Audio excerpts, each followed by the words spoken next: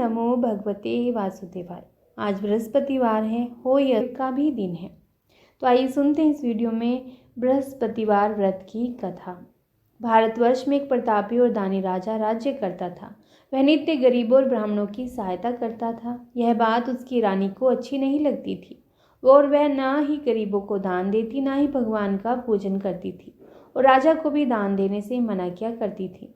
एक दिन राजा शिकार खेलने वन को गए हुए थे तो रानी महल में अकेली थी। उसी समय बृहस्पति देव साधु वेश में राजा के महल में भिक्षा के लिए गए और भिक्षा मांगी।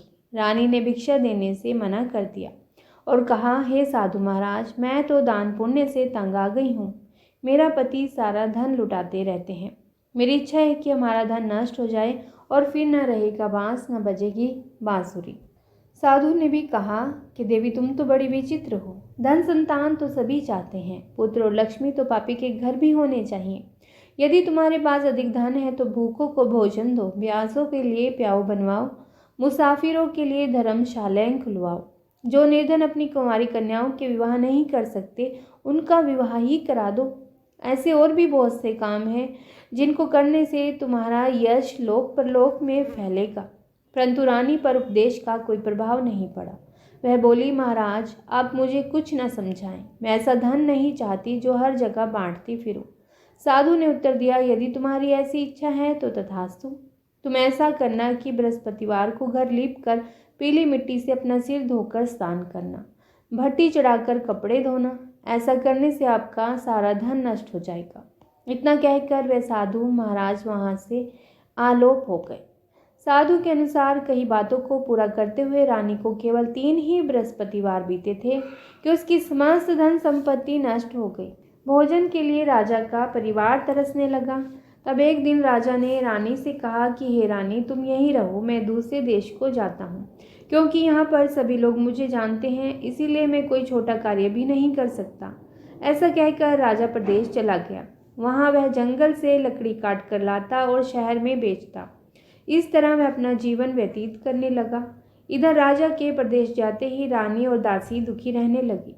एक बार जब रानी और दासी को 7 दिन तक भोजन के बिना रहना पड़ा तो रानी ने अपनी दासी से कहा, हे दासी, पास ही के नगर में मेरी बहन रहती है, वह बड़ी धनवान है। तो उसके पास जा और कुछ ले आ, ताकि थोड़ी बहुत गुजर बसर हो सके। दासी रानी की बहन के पास गई। उस दिन भी गुरुवार था और रानी की बहन उस समय बृहस्पतिवार व्रत की कथा सुन रही थी। दासी ने रानी की बहन को अपनी रानी का संदेश तो दे दिया, लेकिन रानी की बड़ी बहन ने कोई उत्तर नहीं दिया, क्योंकि वह बृहस्पतिवार व्रत की कथा सुन रही थी। जब दासी को रानी की बहन से कोई उत्तर नहीं मिला तो वह बहुत दुखी हुई। उसे क्रोध भी आया। दासी ने वापस आकर रानी को सारी बात बता दी। सुनकर रानी ने अपने भाग्य को कोसा। उधर रानी की बहन ने सोचा कि मेरी बहन की दासी आई थी, परंतु मैं उससे कुछ भी नहीं बोली, इससे वह बहुत दुखी हुई होगी। कथा सुनकर और पूजन समाप्त करके वे अपनी बहन के घर आई और कहने लगी, हे बहन, मैं बृहस्पतिवार का व्रत कर रही थी। तुम्हारी दासी मेरे घर आई थी, परंतु जब तक कथा होती तब तक ना तो उठते हैं और ना ही बोलते हैं, इसीलिए मैं ना बोली, ना ही मैंने कुछ किया। तो कहो दासी क्यों गई थी? रानी बोली, बहन, तुमसे क्या छुपाऊं, हमारे घर में खाने तक को अनाज नहीं था। ऐसा कहते कहते रानी की आंखें भर आई। उसने दासी समेत पिछले 7 दिनों से भूखे रहने तक की बात अपनी बहन को विस्तार पूर्वक सुना दी। रानी की बहन बोली, देखो बहन, भगवान बृहस्पति देव सबकी मनोकामना को पूर्ण करते हैं।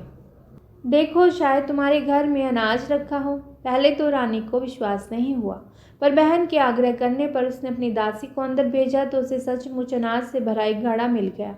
यह देखकर दासी को बड़ी हैरानी हुई। दासी रानी से कहने लगी, हे रानी, जब हमको भोजन नहीं मिलता तो हम व्रत ही तो करते हैं, इसलिए क्यों ना इनसे व्रत और कथा की विधि पूछ ली जाए, ताकि हम भी व्रत कर सकें। तब रानी ने अपनी बहन से बृहस्पतिवार व्रत के बारे में पूछा। उसकी बहन ने बताया, बृहस्पतिवार के व्रत में चने की दाल और मुनक्का से विष्णु भगवान का केले की जड़ में पूजन करें और दीपक जलाएं, व्रत कथा सुने और पीला भोजन ही करें। इससे बृहस्पति देव प्रसन्न होते हैं। व्रत और पूजन विधि बताकर रानी की बहन अपने घर को लौट आई। 7 दिन के बाद जब गुरुवार आया तो रानी और दासी ने व्रत रखा। घुड़साल में जाकर चना और गुड़ लेकर आई। फिर उसने केले की जड़ तथा विष्णु भगवान का पूजन किया। अब पीला भोजन कहाँ से आए, इस बात को लेकर दोनों बहुत दुखी थे। क्योंकि उन्होंने व्रत रखा था, इसीलिए बृहस्पति देव उनसे प्रसन्न थे। इसीलिए वे एक साधारण व्यक्ति का रूप धारण कर 2 थालों में सुंदर पीला भोजन दासी को दे गए। भोजन पाकर दासी प्रसन्न हुई और फिर रानी के साथ मिलकर भोजन ग्रहण किया।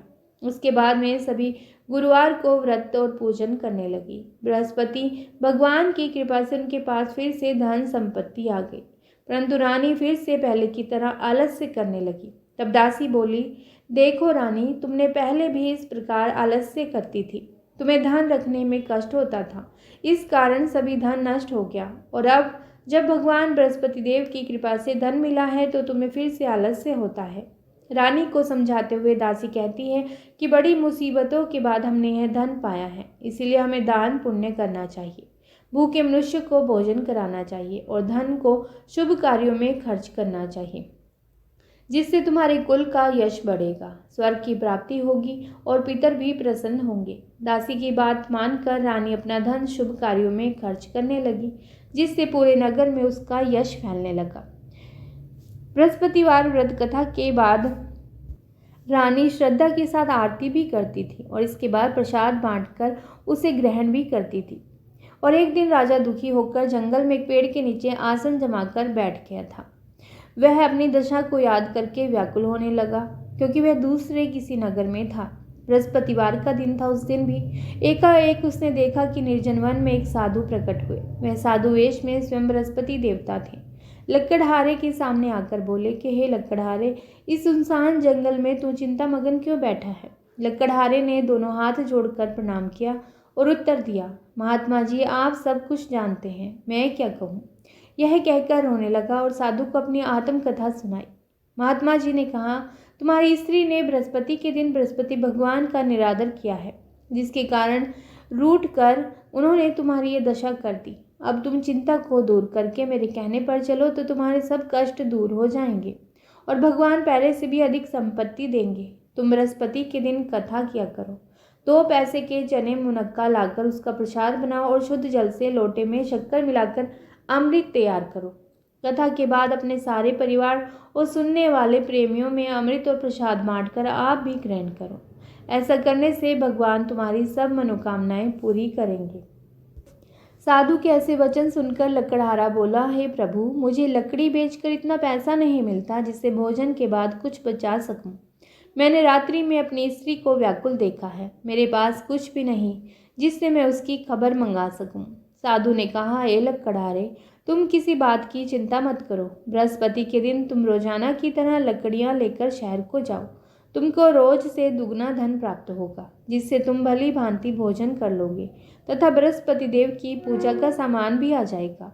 इतना कहकर साधु अंतर्ध्यान हो गए। धीरे धीरे समय व्यतीत होने लगा और फिर वही बृहस्पतिवार का दिन आया।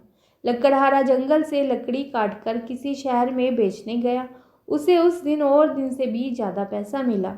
राजा ने चना गुड़ आदि लाकर गुरुवार का व्रत किया। उस दिन से उसके सभी कलेश दूर हो गए। परंतु जब दोबारा गुरुवार का दिन आया तो बृहस्पतिवार का व्रत करना भूल गया। इस कारण बृहस्पति भगवान नाराज हो गए। उस दिन उस नगर के राजा ने विशाल यज्ञ का आयोजन किया तथा शहर में यह घोषणा करा दी कि कोई भी मनुष्य अपने घर में भोजन न बनाए, आग न जलाए।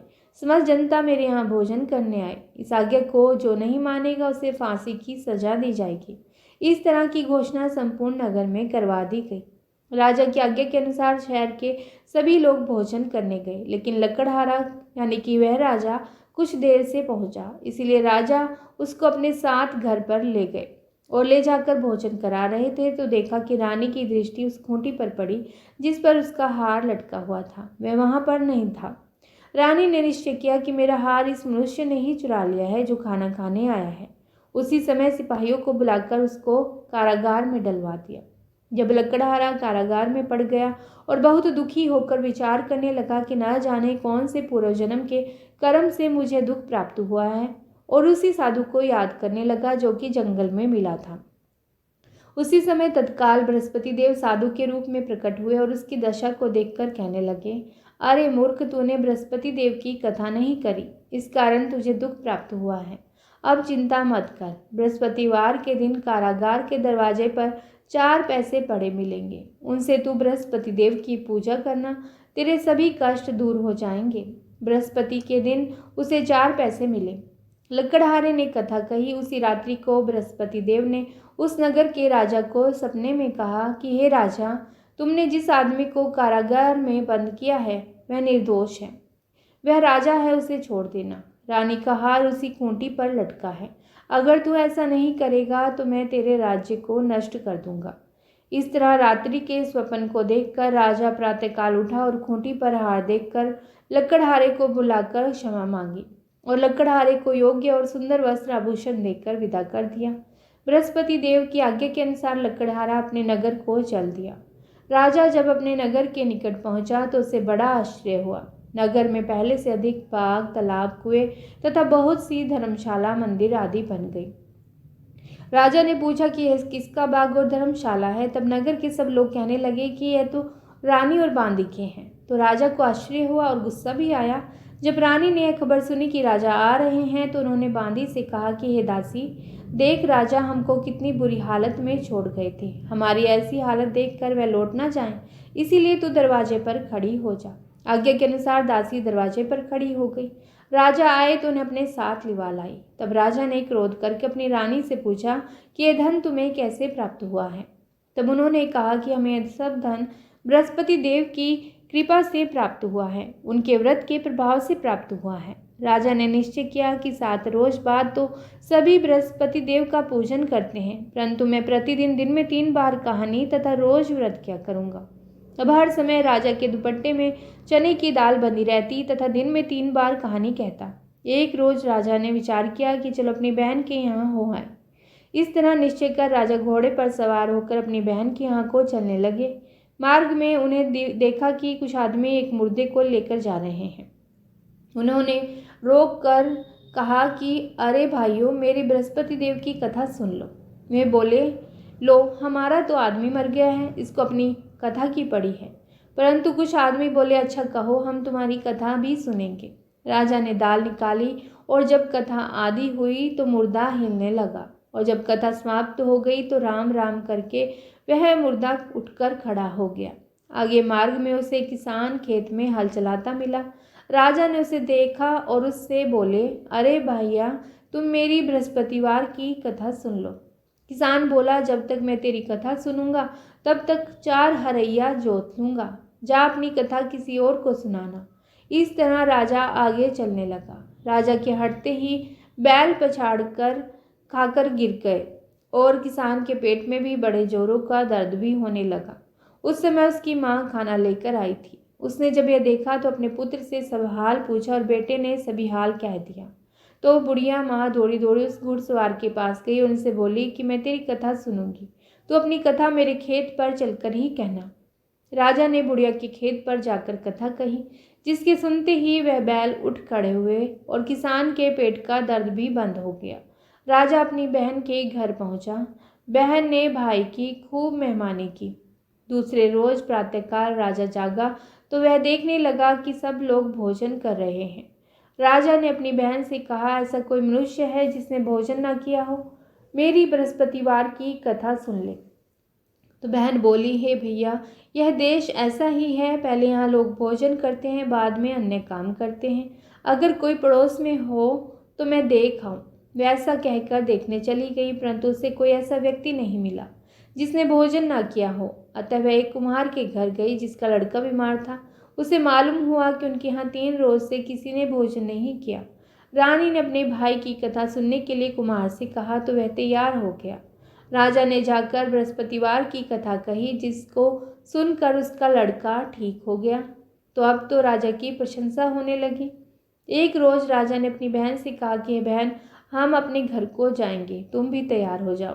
राजा की बहन ने अपनी सास से कहा। सास ने कहा, हाँ चली जा, परंतु अपने लड़कों को मत ले जाना, क्योंकि तेरे भाई की कोई औलाद नहीं है। बहन ने अपने भाई से कहा, हे भैया, मैं तो चलूंगी पर कोई बालक नहीं जाएगा। तो राजा बोला, जब कोई बालक ही नहीं चलेगा तब तुम ही क्या करोगी? बड़े दुखी मन से राजा अपने नगर को लौट आया। राजा ने अपनी रानी से कहा, हम निर्वंशी हैं, हमारा मुंह देखने का धर्म नहीं है और कुछ भोजन भी नहीं किया। रानी बोली, हे प्रभु, बृहस्पति देव ने हमें सब कुछ दिया है, वह हमें औलाद भी अवश्य ही देंगे। उसी रात को बृहस्पति देव ने राजा से स्वप्न में कहा, राजा उठ, सभी सोच त्याग दे, तेरी रानी गर्भ से है। राजा की आवाज़ सुनकर वह बहुत खुश हुआ। 9वें महीने में उसके गर्भ से एक सुंदर पुत्र पैदा हुआ। तब राजा बोला, हे रानी, स्त्री बिना भोजन के रह सकती है, पर बिना कहे नहीं रह सकती। जब मेरी बहन आए तो तुम उससे कुछ मत कहना। रानी ने सुनकर हाँ कर दी। अब राजा की बहन ने यह शुभ समाचार सुना तो वह बहुत खुश हुई तथा बधाई लेकर अपने भाई के यहाँ आई। तब रानी ने कहा, घोड़ा चढ़कर तो नहीं आई, गधा चढ़ी आई। राजा की बहन बोली, भाभी, मैं इस प्रकार न कहती तो तुम्हें औलाद कैसे मिलती। बृहस्पति देव ऐसे ही हैं, जैसी जिसके मन में कामनाएं हों सभी को पूर्ण करते हैं। जो सद्भावना पूर्वक बृहस्पतिवार का व्रत करता है और कथा पढ़ता है या फिर सुनता है, दूसरों को सुनाता है, बृहस्पति देव उसकी सभी मनोकामनाएं पूर्ण करते हैं। भगवान बृहस्पति देव उसकी सदैव रक्षा करते हैं। संसार में जो भी मनुष्य सद्भावना से भगवान जी का पूजन व्रत सच्चे हृदय से करते हैं, उनकी सभी मनोकामनाएं पूर्ण होती हैं। जैसे सच्ची भावना से रानी और राजा ने उनकी कथा का गुणगान किया तो उनकी सभी इच्छाएं बृहस्पति देव जी ने पूर्ण की थी। इसीलिए पूर्ण कथा सुनने के बाद प्रसाद लेकर जाना चाहिए। हृदय से उसका मनन करते हुए जयकारा बोलना चाहिए। तो बोलिए बृहस्पति देव की जय, भगवान विष्णु की जय। आइए सुनते हैं बृहस्पति देव की दूसरी कथा। प्राचीन काल में एक ब्राह्मण रहता था। वह बहुत निर्धन था, उसकी कोई संतान नहीं थी। उसकी स्त्री बहुत मिलिनता के साथ रहती थी। वह तो न स्नान करती और किसी देवता का पूजन भी नहीं करती थी। इससे ब्राह्मण देवता बड़े दुखी थे। बेचारे बहुत कुछ कहते थे, किंतु उसका कुछ भी परिणाम नहीं निकलता था। भगवान की कृपा से ब्राह्मण की स्त्री की कन्या रूपी रत्न पैदा हुआ। कन्या बड़ी होने पर प्रातः स्नान करके विष्णु भगवान का जाप और बृहस्पतिवार का व्रत करने लगी।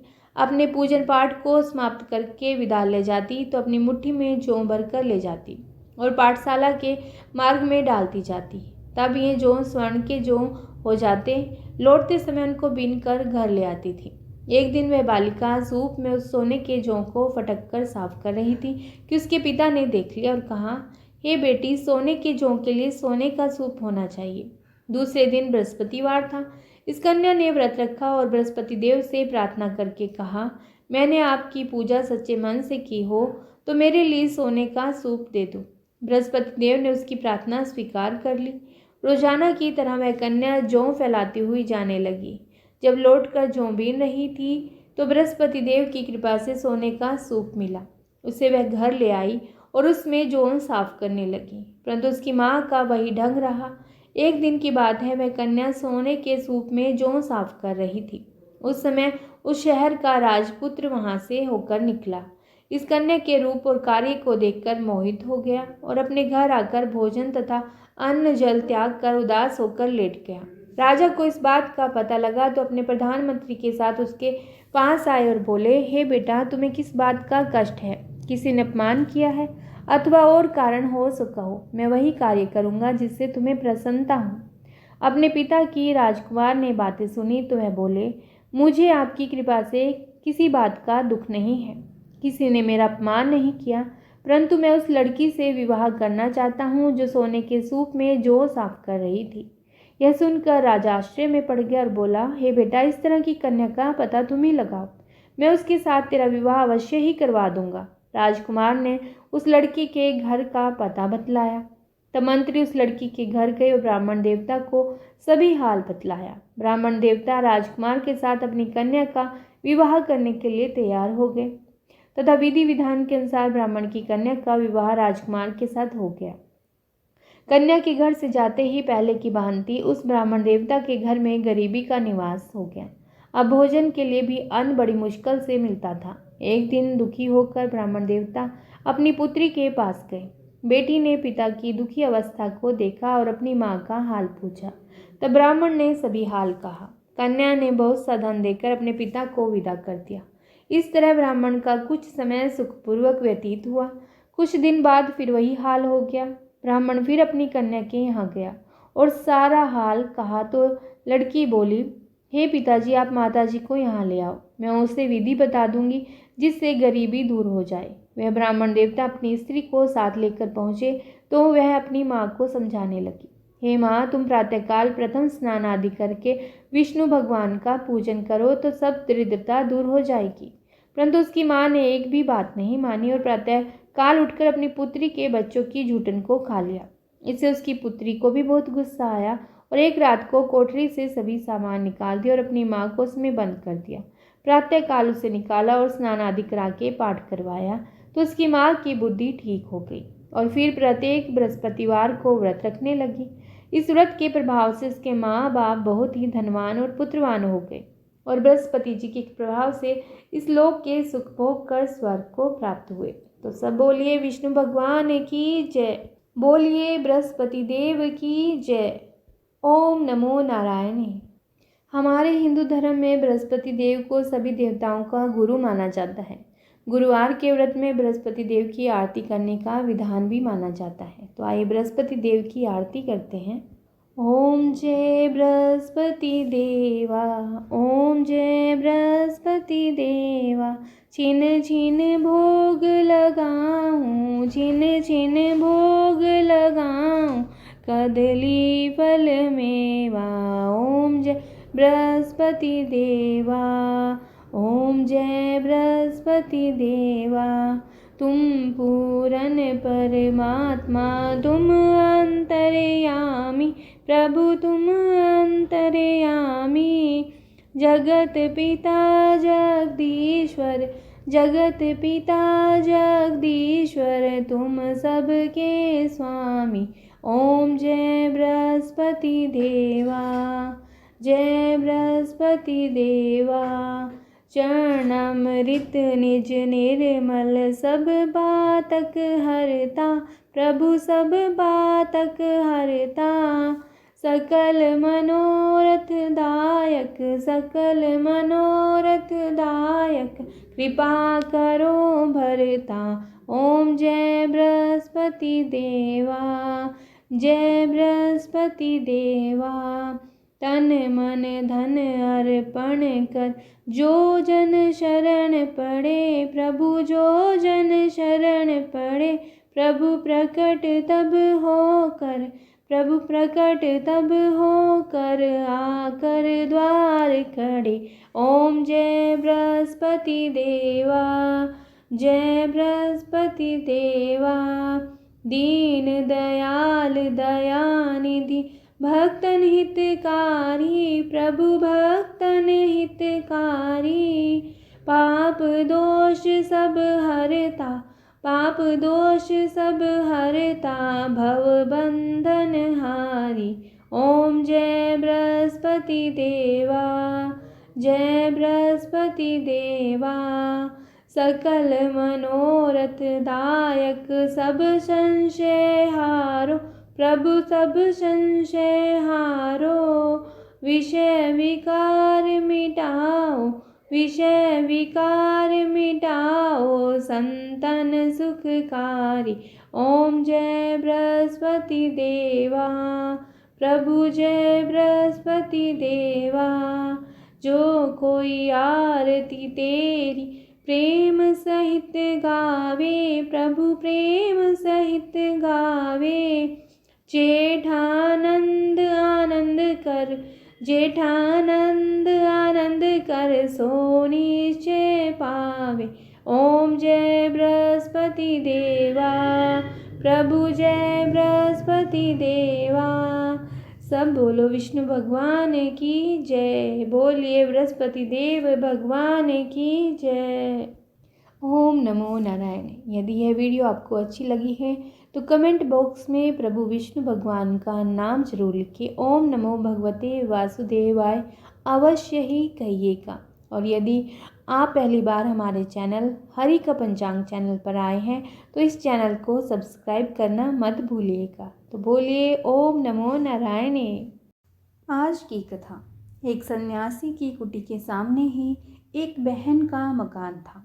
वह बहुत ही रूपवती थी, परंतु रास्ता भूली हुई थी। शहर के धनी मानी घरों के व्यक्ति उसके यहाँ आते रहते थे। जब कोई व्यक्ति उस बहन के पास आता, सन्यासी उसके नाम का एक पत्थर अपनी कुटी के सामने रख देता। धीरे धीरे पत्थरों का ढेर जमा हो गया। एक दिन जब वह पथ भूली हुई बहन घर से बाहर निकली, तब अचानक उसने अपने घर के सामने पत्थरों का ढेर देखा। इस संबंध में उसने सन्यासी से पूछा। सन्यासी ने कहा, यह तुम्हारे दुष्कर्मों का ढेर है। एक दिन ये ही पत्थर तुम्हारे गले में बंधकर तुम्हें नरक में ले जाएंगे।